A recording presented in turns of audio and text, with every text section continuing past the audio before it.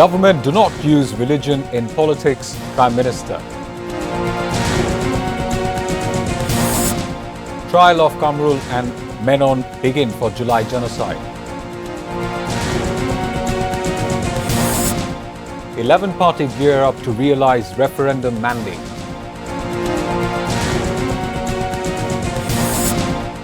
US seeks international help to reopen Hormuz.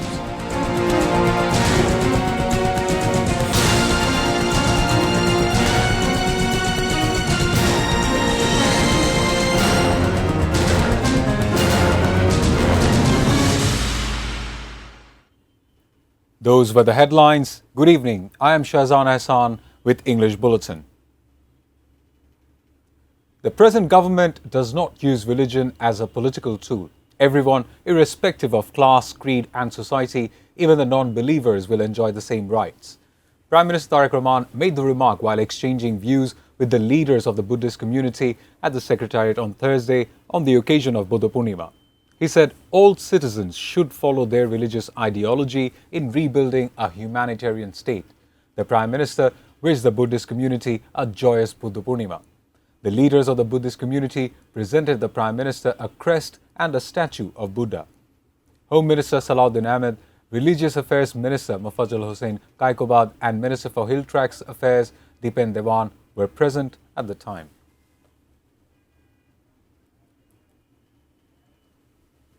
Viewers, we now take you live to the National Parliament.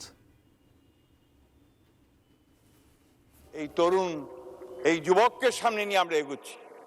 আমরা এগোচ্ছি একটা সম্ভাবনার একটা প্রতীককে সামনে নিয়ে, যাকে আমরা আশা করি, যাকে আমরা মনে করি যে তিনি বাংলাদেশের পরিবর্তন আনতে পারবেন। মাননীয় স্পিকার, আমরা জানি যে এখন অর্থনীতির অবস্থা খুব খারাপ, আমাদের অর্থমন্ত্রী বলেছেন। আমরা জানি যে এখন দেশে শিক্ষা ব্যবস্থা প্রায় ভেঙে চলে গেছে। এর ইনস্টিটিউশন। মাননীয় মন্ত্রী, আপনি সাম আপ করুন। আপনি সাম আপ করুন। Take your time. আমি জানি যে আমাদের এই ভঙ্গুর অর্থনীতি, এই ভেঙে যাওয়া রাষ্ট্র কাঠামো, এই সবগুলোকে মেরামত করে সংস্কারের মধ্যে নিয়ে এসে আবার নতুন করে যাত্রা শুরু করা এটা খুব কঠিন কাজ। কিন্তু আমার বিশ্বাস, আমাদের বিশ্বাস, বাংলাদেশের সকল মানুষের বিশ্বাস, এই নেতা তারেক রহমানের পক্ষে সেটা সম্ভব হবে। শুধু তাই নয় বন্ধুগণ, স্পিকার, আমি একটা ছোট্ট ঘটনা বলি আমার বক্তব্য শেষ করব। সেই বক্তব্যটি হচ্ছে 2002 সালে আমি দেশনেত্রী বেগম খালেদা যখন প্রধানমন্ত্রী, তার সঙ্গে সফরে যাওয়ার আমার সুযোগ হয়েছিল। প্রায় 150 সফর সঙ্গী ছিলাম। প্রচণ্ড শীত ছিল। আপনার গ্রেট হলের মধ্যে গার্ড অফ অনার দেওয়া হলো দেশনেত্রী বেগম খালেদা জিয়াকে। তারপর প্রেজেন্টেশন লাইনে আমরা সবাই দাঁড়ালাম। আমার পাশেই ছিলেন আমানুল্লাহ আমান, তার পাশেই ছিলেন আমাদের আজকের প্রধানমন্ত্রী জনাব Tarique Rahman. The International Crimes Tribunal 1 has ordered indictment of Advocate Kamrul Islam and Rashid Khan Menon in crimes against humanity case committed in July 2024.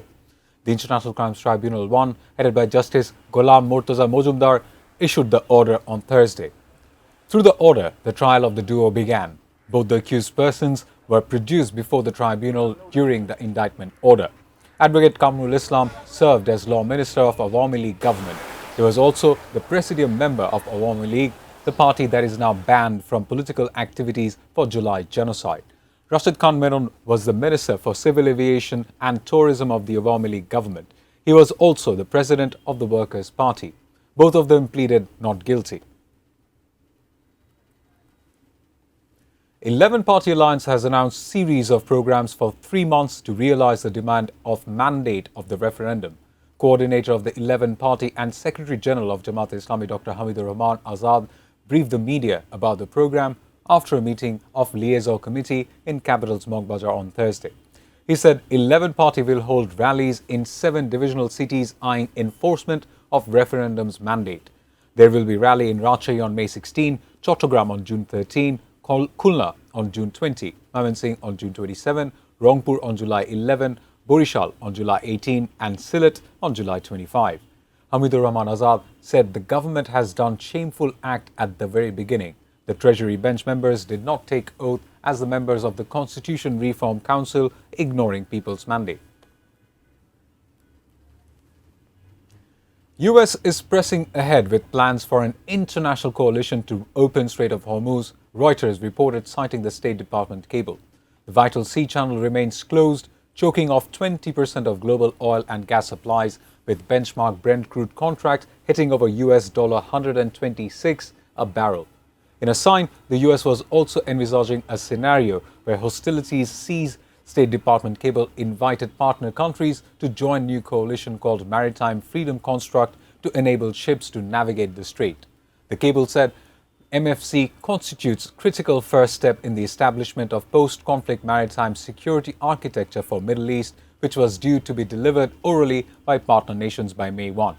France, Britain and other countries have held talks on contributing to such a coalition. However, they said they were only willing to help open the strait when the conflict ends.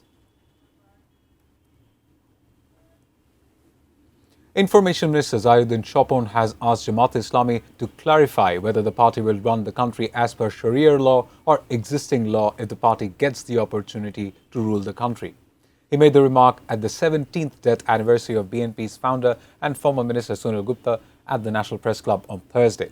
He said BNP always talk about religious values. However, those who are unable to accept the diversity, they take the country backward by creating anarchy in the society. He called for spreading the religious values among all. Now, a short break. We'll be back soon with Jatyodabadi Shramik Dol to hold rally on May Day.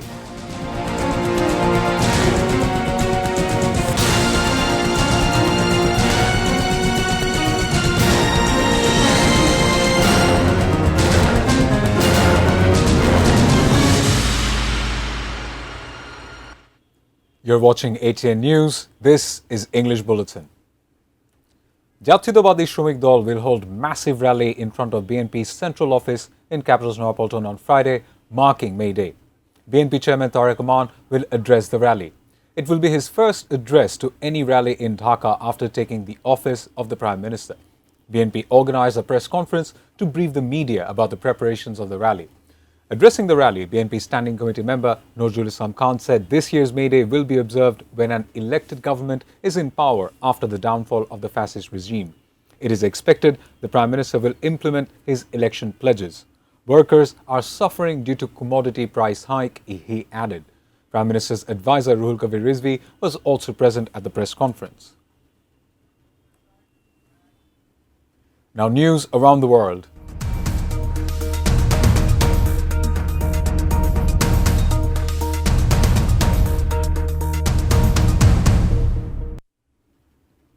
Russian President Vladimir Putin said Moscow viewed the prospect of US ground operation in Iran as dangerous while welcoming US President Trump's decision to extend the ceasefire in the region. He highlighted inevitable damaging consequences for the entire international community along with Iran should US-Israel resort to military action again. Putin's foreign policy advisor Yuri Ushakov confirmed both the leaders discussed Iran war and floated a temporary ceasefire in Ukraine through telephonic conversation. In the call, which lasted over 90 minutes, Putin considers Trump's decision to extend ceasefire with Iran to be the right one. He assured Russia is firmly committed to provide possible assistance to diplomatic efforts to resolve Middle East tension. Putin also explained Russia's stance over Ukraine.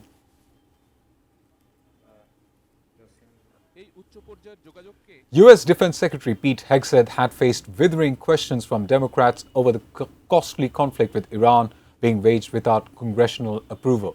Marking his first appearance before Congress since President Trump's administration went to war against Iran, Hegseth faced nearly 6 hours of questioning over cost and justification of the war. During hearing before House Armed Services Committee, Hegseth and General Dan Kane, Joint Chief of Staff Chairman, presented military budget proposal of record US $1.5 trillion. However, Pentagon presented the war cost so far at US $25 billion. Democrats grilled Hegseth was over huge war spending and killing of 165 children. The issue took an added urgency after the New York Times first reported that preliminary investigation found that US was responsible.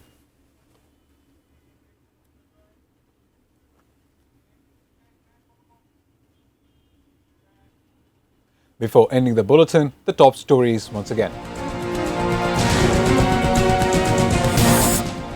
Government do not use religion in politics, Prime Minister. Trial of Kamrul and Menon begin for July genocide. 11 party gear up to realise referendum mandate. US seeks international help to reopen Hormuz.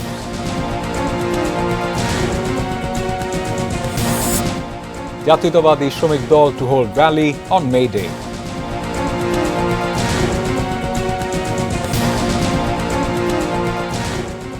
That's all from the newsroom for the moment. Thank you for being with us.